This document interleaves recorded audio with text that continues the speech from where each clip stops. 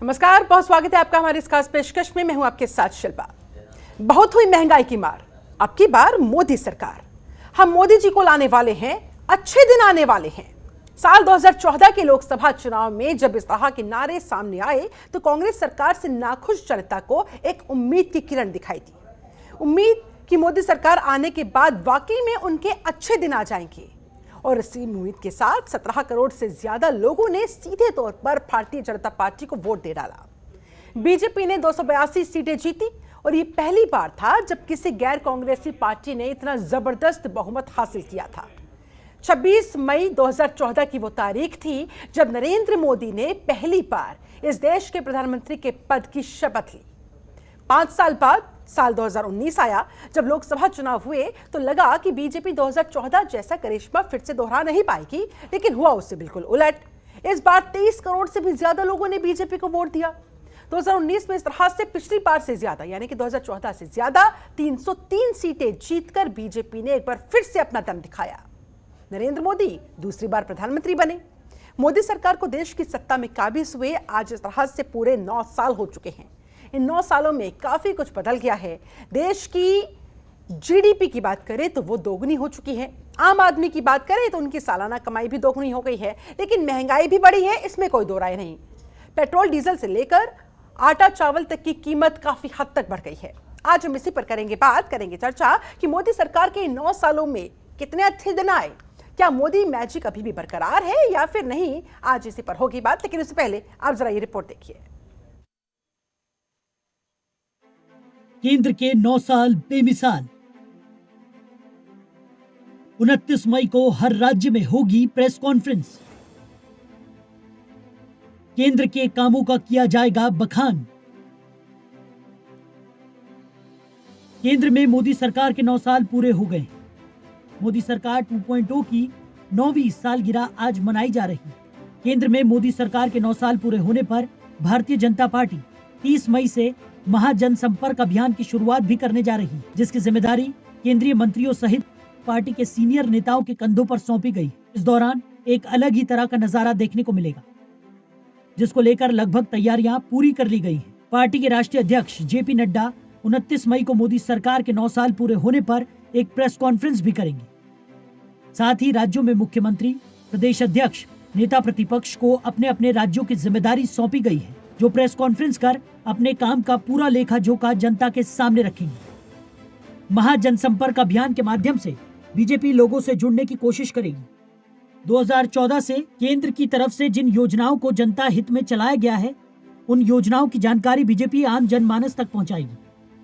कई दफा बैठकों का दौर भी लगातार जारी है, जिसमें 30 मई से शुरू हो रहे महाजनसंपर्क अभियान को लेकर चर्चा की जा रही। 15 अगस्त 2014 में शुरू की गई थी जनधन योजना। 1 मई 2016 को उज्ज्वला योजना की शुरुआत हुई। पीएम गरीब कल्याण योजना की शुरुआत कोविड काल में की गई। 26 मार्च 2020 को गरीबों का उत्थान करने के लिए इस योजना को शुरू किया गया। 24 फरवरी 2019 को पीएम किसान सम्मान निधि योजना की शुरुआत की। 14 अप्रैल 2018 को आयुष्मान भारत योजना को शुरू किया गया। 1 महीने तक चलने वाले महाजनसंपर्क अभियान का आगाज खुद पीएम मोदी 30 मई को एक बड़ी रैली के रूप में करेंगे। वैसे तो बीजेपी देश के सभी लोकसभा क्षेत्रों में मेगा जनसंपर्क अभियान चला रही है, लेकिन बीजेपी की नजर विशेष तौर पर लगभग 400 सीटों पर बनी है, जिसे लेकर एक अलग तरह की रणनीति तैयार की जा रही है। क्योंकि आने वाले समय में 4 राज्य यानी मध्य प्रदेश, छत्तीसगढ़, राजस्थान और तेलंगाना में विधानसभा चुनाव होने हैं और कहीं ना कहीं बीजेपी इन 4 राज्यों की विधानसभा सीटों पर भी अपनी नजर बनाकर रखेगी और 2024 की हुंकार भरेगी। ब्यूरो रिपोर्ट, जनतंत्र टीवी।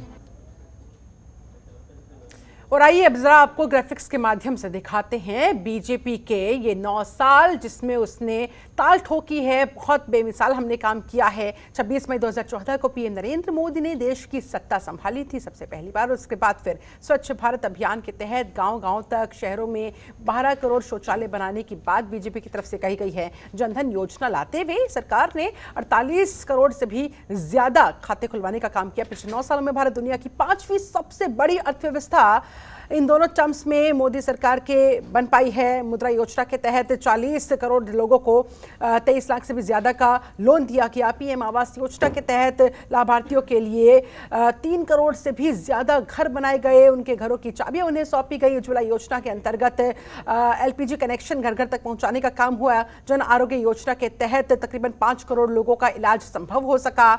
और इस तरह से ये 9 साल बीजेपी बेमिसाल बता रही है। किसान सम्मान निधि योजना के तहत 12 करोड़ किसानों को लाभ पहुंचाने की बात कही जा रही है। योजना के तहत अन्नदाता को हर साल 6,000 रुपए की सहायता राशि भी प्रदान की जाती है ताकि आर्थिक तौर पर उन्हें हर संभव मदद मिल सके। हर घर जल योजना के तहत 11 करोड़ परिवारों को इसका लाभ पहुंचाया गया। कोविड टीकाकरण में अब तक 220 करोड़ वैक्सीन की डोजेज लगाई जा चुकी है। इसके अलावा ये कुछ बड़े फैसले पीएम नरेंद्र मोदी के, जो हम आपको ग्राफिक्स के माध्यम से दिखा रहे हैं। 2016 में नोटबंदी का बड़ा फैसला किया गया था। हालांकि चौतरफा उन्हें फजीयत भी झेलनी पड़ी थी, विपक्षों के आरोप भी झेलने पड़े थे, लेकिन बावजूद इसके वो पीछे नहीं हटे। सुप्रीम कोर्ट के फैसले के बाद 2020 में मोदी सरकार ने राम मंदिर का गठन का रास्ता वो साफ करवाया। 2021 में कोरोना से बचाव के लिए स्वदेशी वैक्सीन के जरिए टीकाकरण अभियान की शुरुआत की गई। इसके अलावा डिजिटल इंडिया के सपने को पूरा करने के लिए 2022 में मोदी सरकार ने 5G सेवाओं की शुरुआत की। ये कुछ बड़े फैसले हमने आपको दिखाए। और आइए 2014 से 2023 के बीच क्या कुछ बदला वो आपको दिखाते हैं। मेडिकल कॉलेजेस की संख्या जो थी वो काफी हद तक बढ़ गई है। एम्स की अगर हम बात करें तो 2023 में वो 6 से बढ़कर 24 हो चुकी हैं। 2014 तक देश में 723 यूनिवर्सिटीज थी जो कि अब 1472 हो चुकी हैं। ये कुछ बदलाव है 14 से 23 के बीच में, इन 9 सालों के दरमियान। और इसी का डंका भारतीय जनता पार्टी बजाती है। बिजली उत्पादन क्षमता भी काफी हद तक उछाल आया। तमाम कनेक्शंस यहां जन जन तक पहुंचाए गए।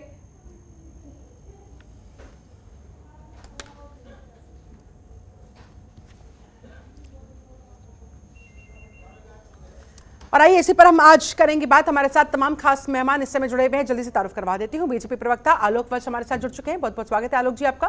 कांग्रेस नेता पूनम पंडित हमारे साथ जुड़ गए हैं, बहुत बहुत स्वागत है आपका। प्रोफेसर भुवन भास्कर जोशी समाजवादी पार्टी के प्रवक्ता हैं, हमारे साथ मौजूद है, बहुत स्वागत है आपका भी। और वरिष्ठ पत्रकार अमिताभ कुमार भी हमारे साथ जुड़े हुए हैं, आपका भी बहुत बहुत स्वागत है। लेकिन सबसे पहले चर्चा की शुरुआत आलोक वत्स जी आप ही के साथ। ये 9 साल वाकई में कितने रहे बेमिसाल? बहुत बड़े बड़े वादे किए गए थे सर, अच्छे दिन लाने का वादा किया गया था, क्या आ पाए लोगों के अच्छे दिन? देखिए, कांग्रेस के 60 साल के कोढ़ को अगर आप समझती हैं कि उसको त्वरित गति से कोई ठीक कर दे तो ये कहना गलत होगा। लेकिन मोदी सरकार में अभूतपूर्व अचीवमेंट हुए हैं जो किसी सरकार ने नहीं किया इतने कम दिनों में।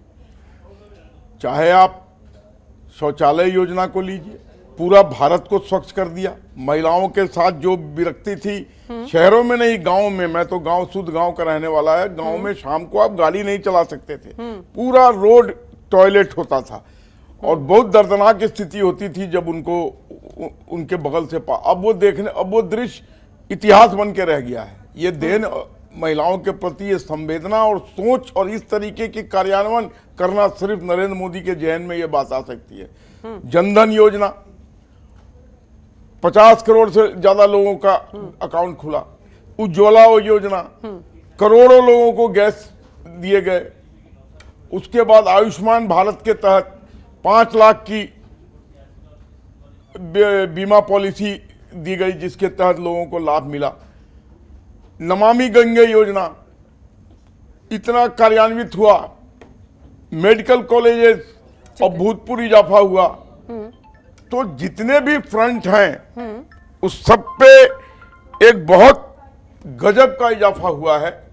और एयरपोर्ट्स, मेट्रो का मायाजाल, मेट्रो का जाल, उसके बाद आप देखें ये भारत वंदे एक्सप्रेस, रेलवे का विस्तारीकरण, ठीक है, तमाम योजनाएं आपने आलोक वत्स जी गिनवाई है, जितनी भी जन सुविधाएं हैं, ठीक है, लेकिन उस पर हमने आरोप ये भी ढंग लगते से रहे काम हैं कि किया ठीक है है। कनेक्शंस तो आपने पहुंचा दिए, जनधन योजना के तहत खाते भी आपने खुलवा दिए, लेकिन खातों में रखने के लिए लोगों के पास पैसा नहीं है और कनेक्शन में यानी कि एलपीजी सिलेंडर्स में गैस भरवाने के लिए उनके पास पैसा नहीं है क्योंकि महंगाई और बेरोजगारी इस हद तक हो चुकी है। तो फिर आरोप ये लगते हैं फिर क्या ही करें इन तमाम योजनाओं का? देखिए शिल्पा जी, अगर आप इस देश में रहती हैं तो इस दुनिया में भी रहती हैं। दुनिया में क्या हो रहा है इससे आप अनभिज्ञ नहीं है। यूक्रेन रशिया लड़ाई अब साल भर पूरे होने को आ रहे हैं। उसके अलावा जो वैश्विक स्थिति है और जो उसकी मार है लोगों पे, डबल डिजिट में है इन्फ्लेशन। विदेशों में, अमेरिका में डबल डिजिट, इंग्लैंड में डबल डिजिट, फ्रांस में डबल डिजिट, सब जगह डबल डिजिट है। कोरोना की मार झेलते हुए 220 करोड़ लोगों टीका लगाकर 135 करोड़ लोगों को सुरक्षित रहते हुए हम 5.5 से ऊपर नहीं है इन्फ्लेशन रेट में। ठीक है, जहां पर दूसरे जगह लोग 11.4% पे हैं। हाँ। तो ये सब और वैसे भी अचीवमेंट कोविड जैसी परिस्थितियों के बीच, लगातार तमाम चुनौतियों के बीच ब्रिटेन को भी पीछे छोड़कर अगर हिंदुस्तान हमारे देश की अर्थव्यवस्था, पूनम पंडित जी मैं आपका रुख करना चाहूंगी, विश्व की 5वें नंबर की अर्थव्यवस्था अगर बन पाई है तो कह रहे हैं हम इसी के दम पर तो कह रहे हैं। ये 9 साल वाकई में रहे बेमिसाल, लेकिन कांग्रेस को फिर क्यों नहीं लगता कि बदले हैं हालात?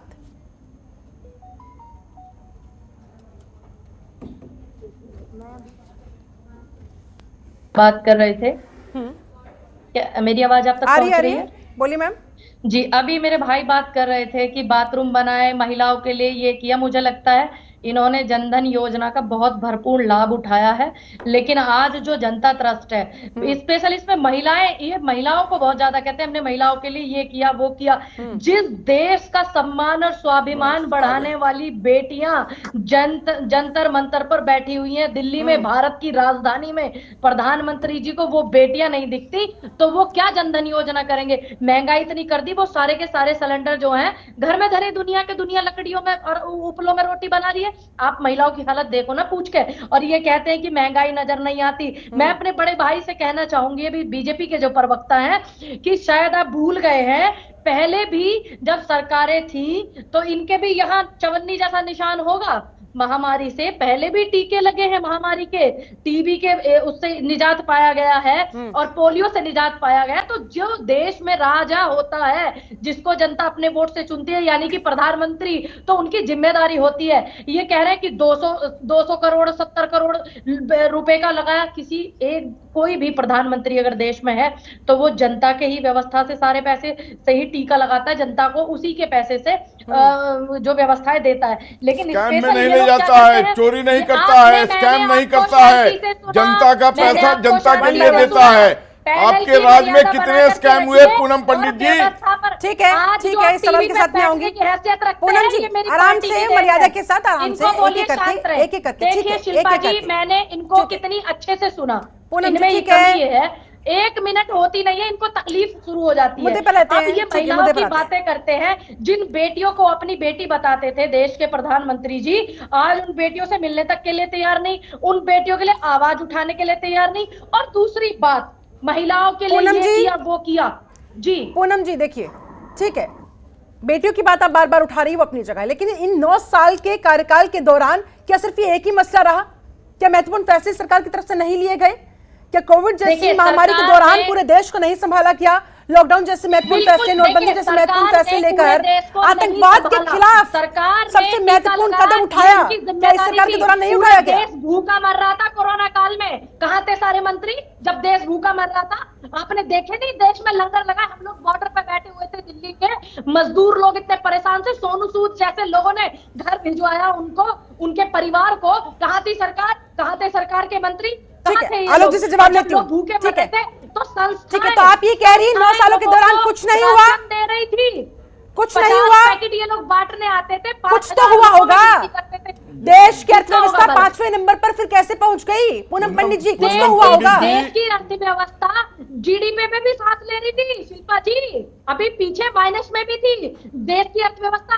आज देश में इतना जो है कर्ज किसी ने नहीं लिया था, सारे के सारे टोटल प्रधानमंत्रियों का कर्ज निकालिए और इन वाले प्रधानमंत्री जी का, इस सरकार का कर्ज निकालिए, इन्होंने कितना कर्ज लिया? ठीक है, जवाब लेती हूँ मैं, ठीक है, जवाब लेती हूँ। उसकी टोपी कि कर्ज ले लेकर आप अपनी उपलब्धियों के डंका तो बजाते हैं आलोक वर्षी, लेकिन कह रही है ये है सच्चाई।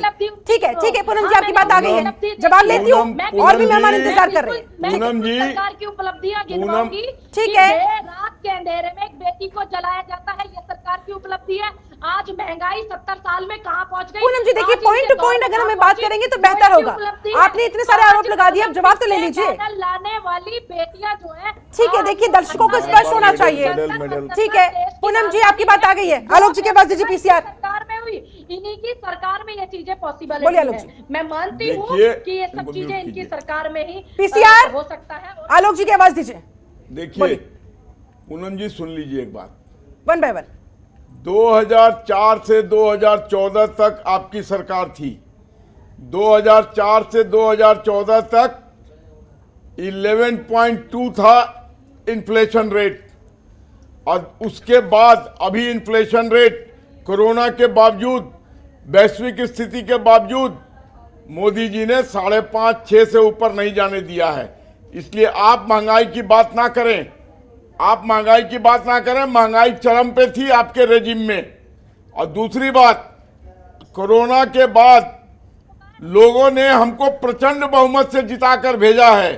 इसका मतलब उनको हमारे कार्यों पे भरोसा था, उनको हमारे कार्यशैली पर भरोसा था, उनको हमारे द्वारा डिलीवर किया चीजों पर विश्वास था। ठीक है, और उन्होंने सबको धो दिया। ठीक है। आप तो कहीं के नहीं रहे। ठीक है आलोक जी, जरा एक बार मैं समाजवादी पार्टी से बात कर लेती हूँ। प्रोफेसर भुवन भास्कर जोशी हमारे साथ जुड़े हुए, सपा प्रवक्ता है।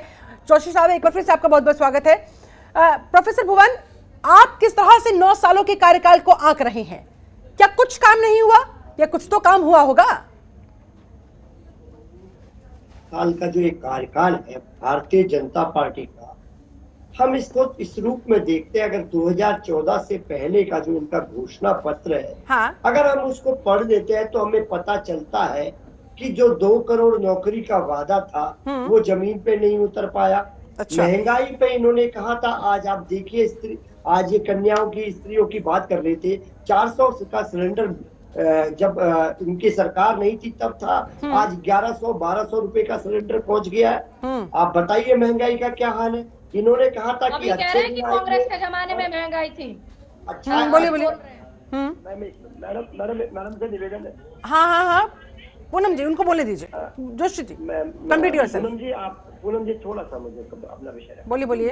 और आपने कहा था कि काला धन वापिस आएगा, लेकिन हम देख पा रहे हैं कि जो विश्व में भाग गए लोग बाग हमारे पैसे को लेकर, वो किसके राज में भागे? वो केवल मोदी जी के कार्यकाल में भागे। और एक ही मित्र को आगे बढ़ाने के लिए पूरे तंत्र को लगा दिया जाए, ये काम भी हम मोदी जी को देख रहे हैं। आप अपनी मित्रता निभाइए, हमें कोई दिक्कत नहीं है, लेकिन इस देश का पैसा, इस देश के जो टैक्स पेयर का पैसा है, उसको बर्बाद करने का हक किसी को नहीं है। आज वो जवाब नहीं दे पा रहे। आज संसद का उद्घाटन हो रहे हैं, ये लोग कह रहे हैं कि विपक्ष साथ नहीं दे रहा। और ये ऑस्ट्रेलिया का उदाहरण दे रहे हैं कि देखिए मैं ऑस्ट्रेलिया गया तो वहां पर पक्ष और विपक्ष के लोग साथ खड़े हो गए। ये कैसे विपक्ष के लोग साथ खड़े हो सकते हैं जब आप सीबीआई, इनकम टैक्स, ईडी का छापा मारने का काम करते हैं, जब आप सरकार जो किसी की भी बन जाए उसको तोड़ने का काम करते हैं, अनैतिक तरीके से उस सरकार को तोड़ने का काम करते हैं। और आप लोगों की सदस्यता, एक मिनट मैडम, मतलब लास्ट पॉइंट, आप संसद की सदस्यता, चाहे राहुल गांधी हो और आजम खां हो, आप गलत तरीके से उनकी सदस्यता को हड़पने का काम करता है। देश आपको माफ करने का काम नहीं। ठीक है, ये तमाम आरोप, कहाँ गई 2 करोड़ नौकरियां, कहाँ गया वो वादा? 400 से 1200 तक सिलेंडर का दाम पहुंच चुका है, लेकिन आपको अभी भी नहीं लगता महंगाई हो रही है? और जबकि कांग्रेस के शासन के दौरान आपको 400 रुपए का सिलेंडर भी महंगा लगा करता था। देखिए, दिखता कांग्रेस के रिजिम में जितने घोटाले हुए, कांग्रेस चिल्लाए जा रहे हो। Please Poonam ji please, with due respect, one by one अगर बात करें तो कांग्रेस की पूनम पंडित जी बोलने नहीं देते हैं। और आप भी क्या करते हैं? पूनम पंडित जी, आऊंगी आपके पास। पूनम पंडित जी शांत रहिए, थोड़ी देर के लिए शांत रहिए। ऐसा इसलिए क्योंकि एक एक करके बोलेंगे तो लोगों को बात समझ में आएगी। ये बोल रहे थे, मैंने इनको शांति से मैंने कहा ना, आपके यहाँ एक भी नेता पाक साफ नहीं है। पूनम जी आप शांत रहिए, आई विल गिव यू आप प्रॉपर शांत टाइम। रहिए, आप शांत रहिए, आप शांत रहिए, मर्यादा के साथ आराम आप से। मर्यादा में रहिए और शांत रहिए। पूनम जी प्लीज, डिबेट में आई है तो शांत रहिए, चुपचाप सुनिए दूसरे की बात। जवाब दीजिए। जवाब दे रहा हूँ, जवाब दे रहा हूँ, पहले सुनिए आप। बीजेपी के प्रधानमंत्री। ठीक है आलोक जी, मुद्दे पे बात करते हैं, पर्सनल नहीं होना है प्लीज, मुद्दे पर बात करते हैं। आलोक जी कहाँ गए आपके वो वादे? आपके मुझे सारे बात करने सीट, के लिए तैयार नहीं है। अरे चुप रहिए ना, पूनम जी सुनिए तो आप सही, चुप आप रहिए। जवाब दे रहे हैं तो सुनिए। आप चुप रहिए, बात कीजिए, आप चुप रहिए। बात कीजिए। पीसीआर मुद्दे आलोक पे जी की बात आवाज कर रहा दीजिए, हूं। पीसीआर आलोक जी की आवाज दीजिए, बोलिए आलोक आप जी, शांत कहाँ रहिए। गए वो वादे? और आप महंगाई सुनिए। आपको तब दिखती थी, आज क्यों नहीं दिखती है? मुद्दे पर बात आप करते हैं। सुनिए, आपके सारे नेता जमानत पे हैं। राहुल गांधी जमानत पे, सोनिया गांधी जमानत पे, पी चिदम्बरम जमानत पे, अशोक गहलोत जमानत पे, सचिन पायलट जमानत पे। तो ये सारे लोग किसी न किसी घोटाले में, लेकिन वो पूछ रहे हैं जमानत आपके पे वादे हैं। कहाँ गए? चलिए ठीक है, और हमारे उनके जो सारे वादे नेता की बात जमानत कर पर रही है है, तो जनता ने उन्हें नकार दिया, नकार दिया। लेकिन आपको ये 9 साल का जो समय दिया गया उसमें आपने क्या किया? क्या हुआ उन वादों का? ठीक करके रखते हैं। आलोक जी बोलिए। हमने आपको कहा ना, हमने जितनी नौकरियां यहाँ पैदा की थी, अभी भी नौकरियां पैदा हो रही हैं लगातार, पूनम जी आ लगातार रही है, एक नौकरियां सेकंड, वन बाय पैदा वन। हो रही हैं और लगातार नौकरियां दी जा रही हैं। हमने एक एक स्कीम लाके दिया है, ठीक है। जितना हम चाहते थे उतना हम नहीं कर सके, इसको मानने में कोई दिक्कत नहीं है। आप चुप रहिए ना, दूसरे को बोलने दीजिए। उसके बाद जितनी नोटबंदी में जितना काला धन बाहर हुआ है वो आरबीआई के डेटा में है, ठीक है। और आज फिर भी हम देश को आगे बढ़ा रहे हैं। आऊंगी जोशी जी, एक एक करके। विश्व की 5वें सबसे बड़ी ठीक है, अर्थव्यवस्था आप में कह लाके रहे हैं खड़ी कर हमने दी है। पूरे दमखम के साथ ये 9 IMF साल देश का को रिपोर्ट संभाला है, है बेमिसाल काम कि किया है। इंडिया का लेकिन आप फर्स्ट- इतना इंडिया इज द सही कह रहे हैं, fastest नहीं growing कह रहे economy in the हैं। world। ठीक है आलोक जी, हमारे साथ वरिष्ठ पत्रकार भी जुड़े हुए हैं, अमिताभ कुमार जी। अमिताभ जी, ये 9 साल का कार्यकाल भारतीय जनता पार्टी का, मोदी सरकार का, बेमिसाल, कितने बदले हालात, किस तरह से आंक रहे हैं आप?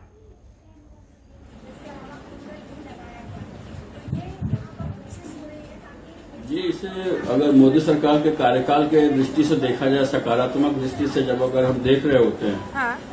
तो निश्चित रूप से काफी बेहतर रहा है। और जो हमारा समाज जो था, जो देश था, एक तरीके से परिजीविता के इसमें था, मोड में था। अच्छा, उससे हम आत्मनिर्भरता की तरफ बढ़ रहे हैं, जो एक बहुत बड़ा परिवर्तन है। जो सबसे बड़ा परिवर्तन है वो परजीवी समाज हो गया था, वो आत्मनिर्भर होने जा रहा है। अब मेहनत का समाज की तरफ हम लोग बढ़ रहे हैं, अच्छा। जो कि बहुत बड़ी बात है। और इसके लिए जो सबसे जरूरी कार्य हैं, जो आप देखेंगे किसी भी देश के विकास में जो सबसे महत्वपूर्ण भूमिका निभाने वाली चीजें हैं, जैसे आपका जो इंफ्रास्ट्रक्चरल जो ये है, स्ट्रक्चर्स हैं, जो ढांचागत सुधार जो है वो सबसे इम्पोर्टेंट होता है। क्योंकि ढांचागत सुधार जैसे ही होता है, उससे आपकी इकोनॉमी को रफ्तार मिलती है, आपके आर्थिक विकास को बहुत तेज गति मिलती है।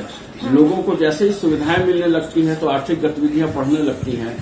और वो हम साफ साफ देख रहे हैं, चाहे वो सड़क बनने के मामले में हो, रेल के मामले में हो, वायुयान, हवाई जहाज, हवाई अड्डों के मामले में हो, फिर पानी, जो कि सबसे ज्यादा जरूरी है हमारे देश में। जो जल परिवहन है वो सबसे सस्ती व्यवस्था है, और हमारे देश में जल परिवहन बहुत ही महत्वपूर्ण रहा है। आदिकाल से भारतीय जो है जल परिवहन में उस्ताद रहे हैं, और सबसे सस्ता साधन है, उसको भी काफी तेजी से बढ़ाया जा रहा है। आप देखिए गंगा में जैसा है, इलाहाबाद से लेकर के अब कलकत्ता तक जो है फेरी चलने लगी है। लेकिन अमिताभ जी देखिए, 14 से पहले का कार्यकाल और 14 के बाद का कार्यकाल, अगर हम इसमें मेजर डिफरेंस की बात करें आसान शब्दों में, वो क्या नजर आता है सर? क्या फर्क दिखाई देता है सर? देखिए, आप किस दृष्टि से कह रही हैं उस हिसाब से, मतलब अगर आर्थिक दृष्टि से कहें तो 2012-13 में आपको याद होगा कि हमारी सरकार ने कहा था, डिफेंस मिनिस्ट्री ने कहा था कि हमारे पास एक हेलीकॉप्टर खरीदने के लिए पैसा नहीं है, जबकि एयरफोर्स को बहुत सारे संसाधनों और हथियारों की जरूरत थी। और 2014 के बाद अचानक आप देखिए कहाँ से पैसा आता है। ठीक है, आप देखिए रफाल से लेकर के सैकड़ों तरह की जो आर्मी की जरूरतें हैं वो पूरी की जाती हैं। ठीक है ना, हर तरह के और साधन संसाधन उनको दिए जाते हैं। डिफेंस सेक्टर में हम एक आयातक से आज एक निर्यातक की स्थिति में पहुंच जाते हैं। अच्छा। तो इस चीज को समझने की कोशिश कीजिए कि कितना डिफरेंस आया है। इसके अलावा आप देखिए जो आपका फॉरेन रिजर्व है, फॉरेन रिजर्व जो है रिकॉर्ड तोड़ चल रहा है। हमारे कर्ज से ज्यादा हमारे पास जो फॉरेक्स है, फॉरेन एक्सचेंज है, वो हमारे पास उससे ज्यादा है। इसका मतलब है कि आप कर्ज से मुक्त देश हो चुके हैं। हाँ। ठीक है ना, ऑयल के मसले में भारत सरकार ने बहुत ही सावधानी से काम लिया है। हाँ। और बहुत कठिन परिस्थितियों में भी आज आप देखिए कि हम लोग कितने बेहतर स्थिति में हैं। ठीक है, और कुल मिलाकर एक इकोनॉमी ग्लोबल स्थिति ताकत की आप पहचान 11वें हिंदुस्तान नंबर की से जो 5वें बनी नंबर है, पर पहुंच क्या गए उसे भी हैं। नकारा जा सकता है? लेकिन इससे पहले पूनम जी, आपको शिकायत थी, आपको कम समय मिला, अब आप अपनी पूरी बात रखिएगा लेकिन मुद्दे पर रहिएगा। ठीक है, आप बेटियों की बात उठा रहे हैं, लेकिन और भी तो 9 साल के दौरान कुछ कामकाज हुए होंगे। क्या आप, यानी कि कांग्रेस पार्टी पूरी तरह से उन कार्यों को दरकिनार कर रही है? कुछ काम नहीं हुआ है? देखिए, मेरे कुछ सवाल हैं और मैं मुद्दे पर ही बात करूंगी ठीक है। शिल्पा जी। बोलिए। और यही कारण है कि मैं मुद्दे पे बात करती हूँ तो 2 मिनट में इनके तकलीफ होने लग जाती है। इन्होंने बोला कि राहुल गांधी जमानत पे हैं, अशोक गहलोत जमानत पे हैं, ठीक, लेकिन जमानत पे होने के बावजूद भी मेरे नेताओं ने इनका इलाज किया हुआ, पूरे सिस्टम का, पूरे जितने भी इनके भारतीय जनता पार्टी के नेता हैं, पहली बात। और अब हम बात करते हैं मुद्दे की। इन्होंने रोजगार देने की बात की, और दूसरी बात आपने बोला जीडीपी जो है 5 पे क्यों है, यही आपने बोला था ना शिल्पा जी, बीजेपी के प्रवक्ता की तरफ से। मैं कहना चाहूंगी कि जीडीपी जब देश के 14 में सरकार हटी थी, 13 के लास्ट चुनाव, 14 के जो चुनाव खत्म शुरू हुए थे उससे पहले कांग्रेस की जब सरकार थी, कहाँ थी जीडीपी? कितना कर्जा था देश पे, कितने बलात्कार हुए थे 2014 से पहले के, कितने किसानों ने आत्महत्या की थी। और अब आप आ जाइए 2014 के बाद के रिकॉर्ड पे, जब से इनकी सरकार में ये वापसी हुई है, इन्होंने क्या किया? कितने बेटियों के बलात्कार हुए, रिकॉर्ड निकाला। कितने किसानों ने आत्महत्या की, रिकॉर्ड निकाला। कितने युवा बेरोजगार हुए, रिकॉर्ड निकाला। कितने युवाओं ने बेरोजगारी की वजह से आत्महत्या की, इन्होंने, पता है इनको? कितने सरकारी अस्पताल, शिक्षा, स्वास्थ्य सुविधाएं, कितने सिस्टम को इन्होंने संभाल करके रखा, कुछ है इनको पता? कुछ नहीं। जम्मू कश्मीर पर क्या कहेंगी? कांग्रेस के कार्यकाल के दौरान जम्मू कश्मीर का क्या हाल था?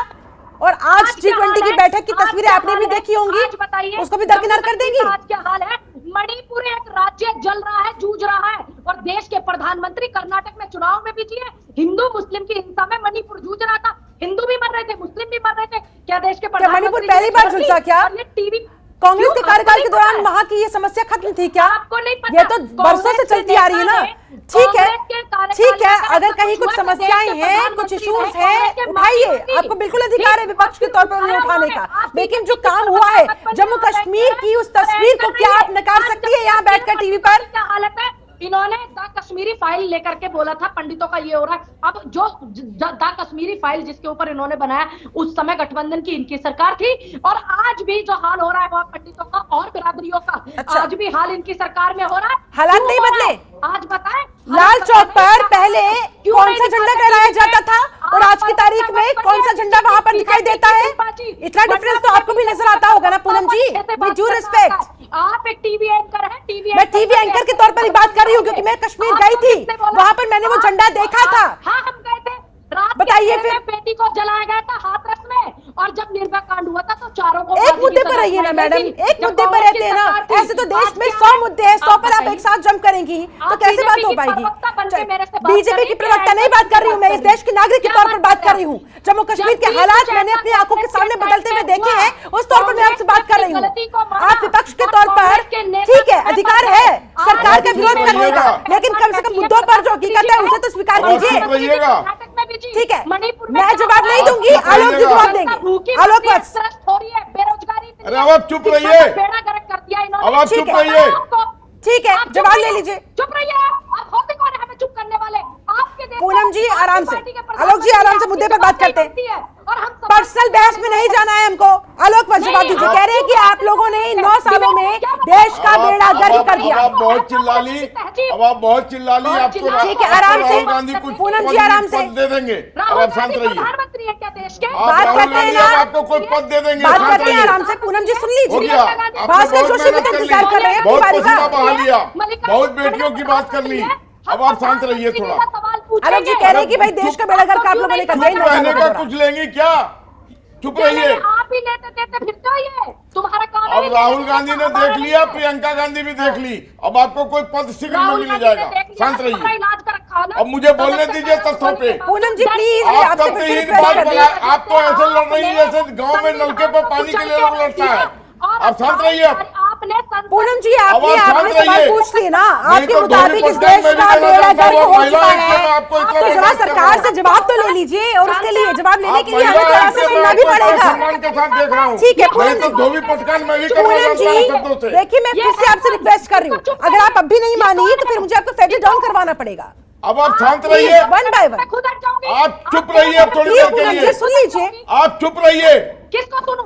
आप एक बार भी एक महिला एक एक करके तो बोलेंगी ना, शांत रहिए। एक एक करके बोलेंगी ना। आप शांत सरकार रहिए। से अगर आप सवाल पूछ रही है तो उन्हें जवाब देने का मौका तो मिलना चाहिए ना।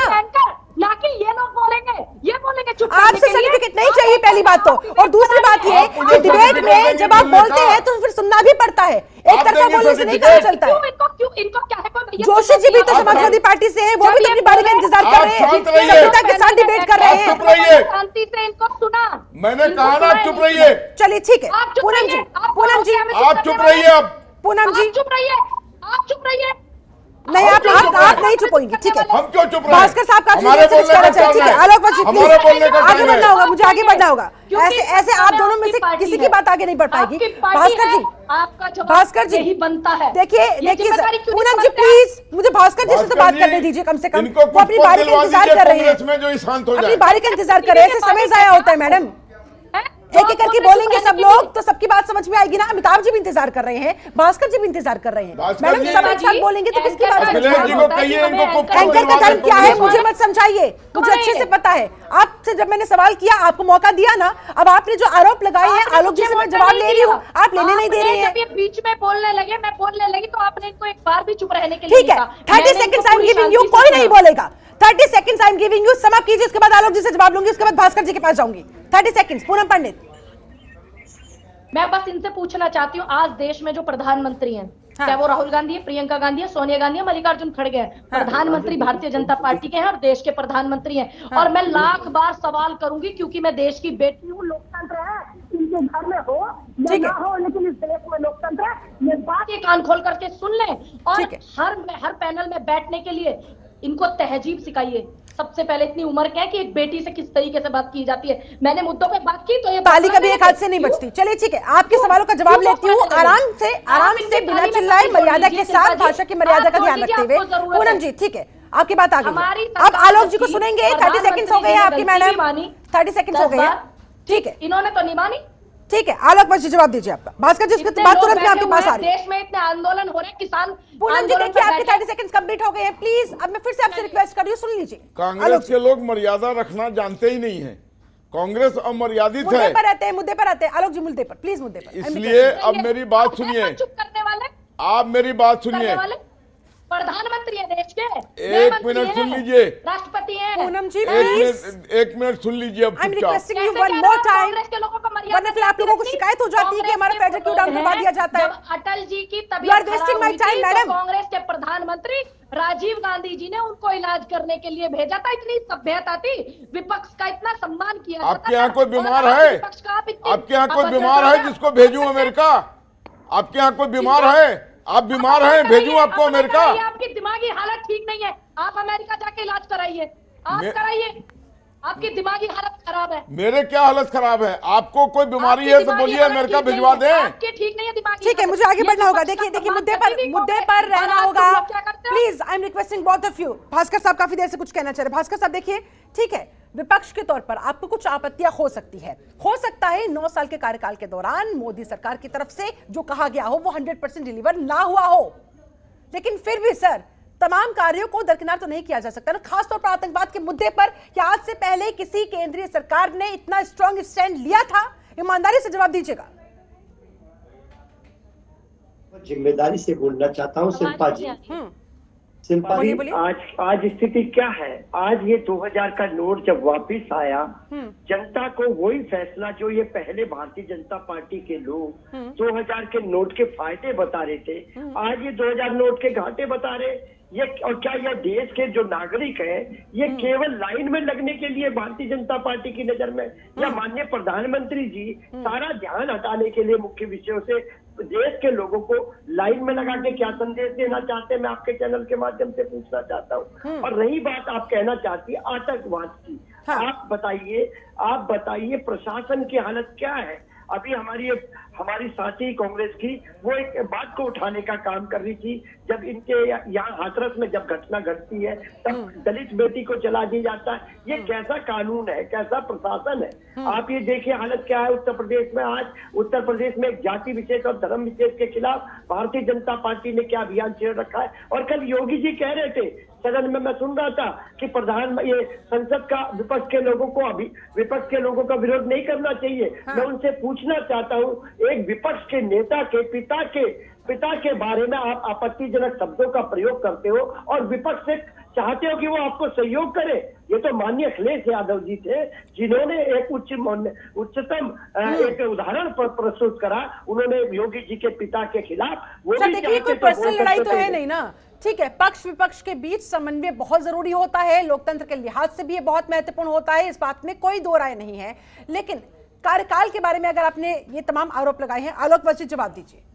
देखिए, आप एक चीज नोट कर लिए, जो आपने कहा भुवन भाई की वहां पर एक वर्ग विशेष के लिए होता है, ये गलत है। आज भी एक बहुत बड़े दमनकारी और बहुत बड़ा आतंकवादी टाइप का एक सरगना उसने आज सरेंडर किया है, जो हिंदू है। सुंदर राणा जो मारा गया, सुंदर राणा नहीं, कोई राणा था जो मारा गया सहारनपुर में, वो हिंदू था, 2 लाख का इनामी था। हम वहां से सफाया कर रहे हैं इन दुर्दांत लोगों का, हम किसी वर्ग विशेष पर नहीं है, ठीक है। और हम अमन चैन की जिंदगी में उत्तर प्रदेश के लोगों को ले गए हैं, तभी तो आपने देखा कि हमारी ट्रिपल सरकार बन गई है, ठीक है। आप जनता का विश्वास जीतिए। हाँ। ये पूनम पंडित जी की तरह टीवी पे आके चिल्लाने से कुछ नहीं हासिल होगा, ठीक है। जाइए खून पसीना बहाइए पब्लिक में। सरकार है महोदय, ट्रिपल इंजन की सरकार। कांग्रेस का कोई रहा न कोई रोबन हारा, कोई नाम लेने वाला भी नहीं है कांग्रेस का, कोई नाम नहीं लेने वाला है। Arya Bhaskar ji, Arya Poonam ji please, one by one. Amitabh ji भी इंतजार कर रहे हैं, पूनम जी प्लीज बोलने दीजिए उनको। अमिताभ कुमार देखिए सर, हिमाचल में 0.9% बोलने की शैली, संवाद की शैली और नयापन, इसके अलावा हिंदुत्व और राष्ट्रवाद का ये मिक्सचर जो इस मोदी सरकार के द्वारा प्रेजेंट किया गया, क्या इसी वजह से बेमिसाल ये लोग बता रहे हैं? और ये किस हद तक कारगर साबित हुआ है सर? हिंदुत्व और राष्ट्रवाद का ये मिक्सचर, क्या यही सबसे बड़ी मजबूती इस कार्यकाल की, इस सरकार की? आऊंगी जोशी जी, आऊंगी। अमिताभ जी, हिंदुत्व को लोग गलत समझते हैं, हिंदुत्व का मतलब नहीं समझते हैं लोग। आवाज आ रही है हमारी? आ रही है, बोलिए। हिंदुत्व का जो है विश्लेषण ही बहुत गलत होता है। हिंदुत्व असल में जो ये लोग सेक्युलरिज्म जिसको कहते हैं ना, वो इसकी नकल है।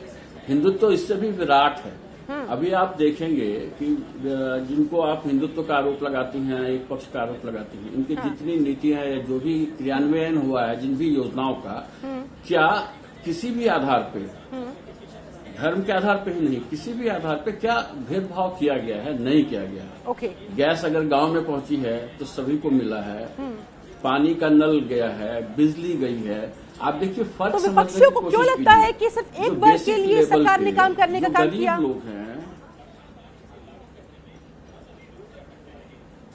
विपक्ष का काम है आलोचना करना। विपक्ष को चाहिए कि कुछ और ठोस तथ्य ढूंढ के निकाल के लाएं और उसके आधार पर आलोचना करें। विपक्ष अगर आलोचना नहीं करेगा तो सरकार कैसे सजग होगी, कैसे सतर्क होगी और कैसे उसको पता चलेगा कि अभी कहाँ कहाँ कमियां हैं? विपक्ष की बहुत जिम्मेवारी है, जैसे पत्रकारों की भी जिम्मेवारी है कि जो गलतियां हैं उसको भी बताएं और जो अच्छा काम है उसको भी बताएं। लेकिन विपक्ष को तो ज्यादातर ठोस जो गड़बड़ियां जहां हो रही हैं उसको निकाल के लाना चाहिए, सामने रखना चाहिए, ताकि जो सरकार काम कर रही है, क्योंकि कई बार सरकार के कारिंदे सरकार की योजना कुछ है, अंदर नीचे कुछ कर रहे होते हैं। अगर विपक्ष नहीं होगा तो ये पूरे परिप्रेक्ष्य में सरकार के पास पहुंचेंगे ही नहीं और लोगों के साथ अन्याय होता रहेगा।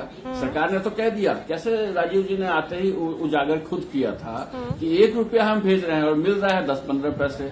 तो वो विपक्ष ही होता है जो सरकार तक ये सूचना पहुंचाता है कि भाई आपकी योजना ठीक से लागू नहीं हो रही है। आप जो कह रहे हैं, आज जो कह रहे हैं कि लोग गैस नहीं खरीद पा रहे हैं और आपने सिलेंडर तो दे दिया लेकिन गैस नहीं खरीद पा रहे हैं लोग। तो ये एक पक्ष है, एक पहलू है जिसको विपक्ष उजागर करके सामने ला रहा है। Exactly. तो वो सामने आना भी चाहिए, विपक्ष की यह भूमिका है। सामने आएगा तो सरकार उसमें करेक्शन के लिए बाध्य होगी, हाँ। चाहे जो भी हो। हाँ। तो ये सारी चीजें देखिए, हम डिफरेंट लेवल पे जो काम करना हम कह रहे थे ना, उसको समझने की कोशिश करिए। जैसे सुविधाएं पहले भी दी जा रही थी, ठीक है, कम सुविधाएं दी जा रही थी, इन्होंने ज्यादा बढ़ाया, ज्यादा तेजी से पानी का कनेक्शन हर घर पहुंचाया, बिजली जहां भी बचा हुआ था सबको पहुंचा दिया, जो आज से 40-50 साल पहले हो जाना चाहिए था। लेकिन उसके साथ एक काम और क्या किया, पहले क्या होता था कि गांव में बिजली का कनेक्शन आ गया, लेकिन लेगा वही जिसके पास पैसे हैं, वो फीस भरेगा और मीटर खरीदेगा तभी वो लगा सकता है। इन्होंने रास्ता क्या निकाला, नहीं, हर घर में कनेक्शन दे दो,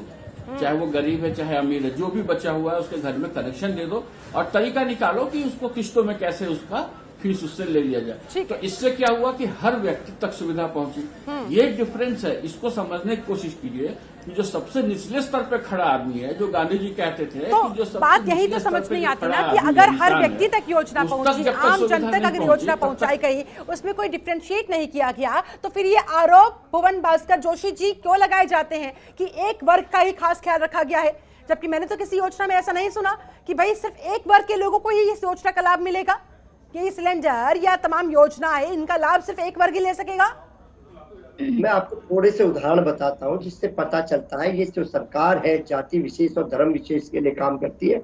अब जो कि अब क्या ट्रेंड बन गया है यूपी सरकार जी के आने के बाद, मोदी सरकार के आने के बाद अब किसानों की हत्या के लिए कोई आतंकवादी की आवश्यकता नहीं पड़ती है, किसी क्रिमिनल की आवश्यकता नहीं होती है। भारतीय जनता पार्टी का कार्यकर्ता निकल जाता है, हत्या कर देता है। मैं आपको बताना चाहता हूँ बलिया में छात्र नेता हिम्मत यादव की हत्या हो गई, जालौन में छात्रा जो पेपर दे के आ रही थी हमारी बेटी, उसकी हत्या हो गई, झांसी में पुष्पेंद्र यादव की हत्या हो गई, गाजियाबाद में जिम ट्रेनर जितेंद्र यादव की हत्या हो गई, आगरा में अग्निवीर की परीक्षा दे के आ रहे जो छात्र थे आकाश गुजर जो कि रहने वाले कहाँ के थे, मध्य प्रदेश के, यहाँ केवल पेपर देने आए, एनकाउंटर हो जाता है। और आप देखिए उमेश पाल जो गवाह है वो दिन दहाड़े कह रहे हैं कि यूपी में सरकार में हत्या हो जाती है, कानून व्यवस्था नाम की कोई चीज ही नहीं है। ठीक है, ठीक है, तो ये किसके नेतृत्व में हो रहा है? ये किसके नेतृत्व में हो रहा है? हमारी तो समाजवादी पार्टी की ना तो सेंटर में सरकार है ना स्टेट में सरकार है। तो अगर कोई बात हो रही है कोई जाति विशेष के लिए,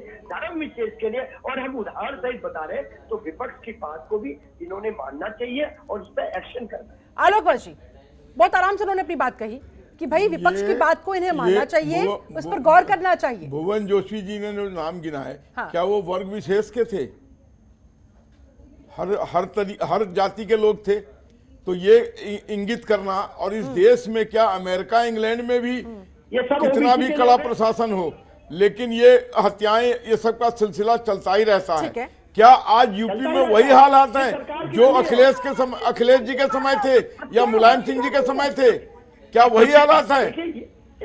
और ये दिवा स्वप्न जो देख रहे हैं कि वहां सरकार बनेगी आएगी, भुवन भाई ऐसा नहीं होने वाला है, बात कर रहे हैं, ऐसा नहीं होने वाला है। कांग्रेस मुक्त भारत हो चुका है, कांग्रेस मुक्त भारत हो चुका है। इस पर हमें बात करनी होगी। ठीक है, यूपी से हमें थोड़ा ऊपर उठना होगा। चलिए ठीक है, मेरे पास समय की कमी है, आप सभी लोगों से जल्दी फाइनल कमेंट भी चाहूंगी। सबसे पहले पूनम पंडित जी, जाते जाते फाइनल कमेंट आपका क्या उम्मीद है? बाकी कहना चाहूंगी ये कांग्रेस मुक्त भारत के सपने देखना छोड़ दे। 6 राज्य में इनकी सरकार है, जैसे 70 साल तक ये नहीं आए थे ना, इनके कर्म इतने खराब है ये फिर नहीं आएंगे। दूसरी बात, इनके 3 टॉपिक ठीक से चल रहे हैं जो बैठे हुए बीजेपी के प्रवक्ता, तो इसलिए ना महंगाई दिख रही है, ना बेरोजगारी दिख रही है, ना इन्हें बेटियों के बलात्कार दिख रहे, ना इनको किसान आत्महत्या करता हुआ दिख रहा, न देश में देश की राजधानी में बैठी हुई बेटियां जंतर मंतर पर वो बेटी दिखी। कितनी बार गए मिलने, पूछना इनका जरा, इनके पास जवाब। कितनी बार इनके मंत्री गए, महिला मंत्री इनकी कितनी बार गए मिलने के लिए? ये बात करते हैं सरकार की, सरकार कांग्रेस चिल्लाते रहते हैं। कांग्रेस ने देश में बनाया है जिसको तुमने बेच करके खाया है, गिरवी रख करके, किराए पे दे करके जो तुम खा रहे हो ना, वो कांग्रेस की देन है। आज तुम पढ़ करके आ देते ना IIT IIM में सब ठीक है। आपके मुताबिक समझ में आया? इन्होंने कुछ काम नहीं किया, शून्य, आंखों पर मोटी सी पट्टी बांध कर ये सरकार बैठी हुई है। ठीक है युवा को बेरोजगार, जोशी जी, फाइनल कमेंट आपका। बलात्कारियों को रिहा किया। ठीक है पूनम जी, आपकी बात आ गई है। ठीक है, देखिए मैं कहना चाहता हूँ, अब आप चुप रहिए, आपको सर्टिफिकेट दे दिया राहुल गांधी ने। एक सेकंड, बोलिए भास्कर जी, बोलिए भास्कर जी, बोलिए। मैडम पूनम जी प्लीज, भास्कर जी एक बार बोलिए अपनी बात, उनको बोलने देते हैं, उनको बोलने देते हैं प्लीज प्लीज। देखिए पर्सनल नहीं होना है, एक दूसरे पर पर्सनल अटैक नहीं करना है। मैं दोनों से रिक्वेस्ट कर रही हूँ, I am requesting both of you again and again please, इससे टाइम वेस्ट होता है मैडम। ठीक है, भास्कर जी अपनी बात कहना चाह रहे हैं, फाइनल कमेंट सर जाते जाते। देखिए, सरकार का जो मूड होता है, उनका मूड था विपक्ष मुक्त भारत। आज तरस रहे कि संसद में विपक्ष के लोग आ जाए। आज स्थिति क्या है, माननीय प्रधानमंत्री बार बार कह रहे कि विपक्ष को लोग को आइए, लेकिन विपक्ष के लोगों पर ईडी का छापा, इनकम टैक्स पे छापा, ये लगातार जो लगा रहे हैं, जो लगातार विपक्ष मुक्त भारत की कल्पना कर रहे हैं। आज भारतीय जनता पार्टी को जानबूझकर दबाव में लिया जा रहा है, काम नहीं करने दिया जा रहा है, या सरकार की नाकामियों को उजागर करने से रोकने की ये साजिश है, ये कहना चाह रहे हैं आप। चलिए ठीक है, इस सवाल का जवाब मैं आलोक जी से लूंगी, लेकिन इससे पहले अमिताभ कुमार जाते जाते आपको अब आगे किस तरह की भविष्य की तस्वीर देश में नजर आ रही है अमिताभ जी, और क्या लगता है इस 9 साल के कार्यकाल के बाद ये जब अब 2024 में जनता से वोट मांगने जाएंगे तो इन्हें क्या रिस्पॉन्ड मिलने वाला है, कैसा रहा इनका ये कार्यकाल? देखिए, ये तो पिछले कई सालों से लगातार हर साल जो सर्वेक्षण होते रहते हैं प्रधानमंत्री की पसंद, तो आज भी मोदी जी सबसे आगे हैं। 30-40% जितने भी 3-4 कैंडिडेट माने जाते हैं, तो उस लिहाज से अगर देखा जाए तो 2024 भी मोदी जी के लिए कठिन नहीं होने जा रहा है। अगर विपक्ष एक मत होकर के एक साथ अगर चुनाव लड़ता है तो निश्चित रूप से कुछ संघर्ष होगा। अन्यथा अगर ये विपक्ष अभी भी मैं देख रहा हूं कि एक होने की स्थिति में नहीं है, 2 मोर्चे बनने जा रहे हैं, एक नहीं होने वाला। अगर एक हो जाएंगे तो जरूर उनको संघर्ष करना पड़ेगा भाजपा को, नहीं तो मोदी जी का रास्ता रोकना बहुत मुश्किल है। और मैं देख रहा हूं कि दिशा अब देश की एक अलग लेवल पे चली गई है, अब बदल चुकी है दुनिया हमारी। आज दुनिया भर में भारत जिस आत्मविश्वास के साथ, आत्मनिर्भरता के साथ आगे बढ़ रहा है, ये बता रहा है कि आने वाले दिन भारत जो है विकास के उच्चतम स्तर पर पहुंचेगा और नवीनतम सोपानों को हासिल करेगा। ये कैसे संभव हो पाएगा? आलोक जी जवाब दीजिए, जाते जाते फाइनल कमेंट जब भी कैसे संभव हो पाएगा? और देखिए, आपने काम किए हो बेशक से, लेकिन कमियां अगर रह जाती हैं तो अगर विपक्ष उन कमियों को उजागर कर रहा है तो दरकिनार नहीं कर सकते हैं। उन कमियों पर गौर करते हुए दूर करने की कोशिश आपकी होनी चाहिए। देखिए, जो भी चीजें हमने हासिल की हैं, इस 70-75 साल में किसी सरकार ने सबसे अंतिम पायदान के लोगों को उतनी सुविधाएं नहीं दी जो मोदी सरकार ने दी है। और आप आम आदमी खुश है। और आने वाले 2024 में मैं यही कहूंगा, कोई नहीं है टक्कर में, क्यों पड़े हो चक्कर में। हम अपने कार्यों की बदौलत, हम अपने कार्य क्षमता के बदौलत और हम अपने कार्यकर्ताओं की फौज की बदौलत फिर से इनके छाती पर दाल मुंह। चलिए देखिए, अब ये जनता को तय करना होगा, और जनता सब देख रही है इस 9 साल में आपने क्या किया, आगे क्या करने वाले हैं, आपकी बातों पर वो कितना विश्वास कर पाएंगे आने वाला। हम फिर आएंगे, फिलहाल मेरे पास कहीं कोई शक नहीं है। बहुत बहुत शुक्रिया आप सभी खास मेहमानों का मेरे साथ इस चर्चा में जुड़ने के लिए, समय निकालने के लिए बहुत बहुत धन्यवाद। तो फिलहाल तो इंतजार रहेगा इसी बात का कि 9 साल बीत गए हैं, मोदी मैजिक बरकरार है या फिर उसका मैजिक हो चुका है खत्म, बदल चुके हैं हालात, और इन बदले हुए हालातों का बीजेपी को क्या खामियाजा भुगतना पड़ेगा, आने वाला वक्त बताएगा। फिलहाल मेरे साथ इस चर्चा में जुड़ने के लिए आप सभी का बहुत शुक्रिया। बने रहे जनतंत्र टीवी के साथ। नमस्कार।